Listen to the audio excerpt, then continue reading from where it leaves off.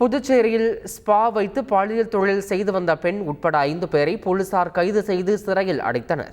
தகவலின் பேரில் போலீசார் சோதனை செய்தபோது பாலியல் தொழில் நடப்பது தெரிய வந்தது. அதனைத் தொடர்ந்து ஸ்பா உரிமையாளரான சென்னை ஆலந்தூரைச் சேர்ந்த சந்திரகுமார், லதா, வாடிக்கையாளரான கார்த்திகேயன், பரத் உட்பட 5 பேரை போலீசார் கைது செய்தனர். தொடர்ந்து அவர்களிடம் இருந்து 5 செல்போன், பணம் பரிவர்த்தனை செய்யும் இயந்திரம் ஆகியவற்றையும் போலீசார் பறிமுதல் செய்தனர். ஓய்வு பெற்ற ரயில்வே ஊழியர் வங்கிக் கணக்கில் இருந்து 1 லட்சம் ரூபாய் நூதன மோசடி செய்த சைபர் கிரைம் கும்பல் குறித்து போலீசார் விசாரணை நடத்தி வருகின்றனர். சென்னை புழல் பகுதியைச் சேர்ந்த குமார் என்பவர் ரயில்வே துறையில் பணியாற்றி ஓய்வு பெற்றவர்.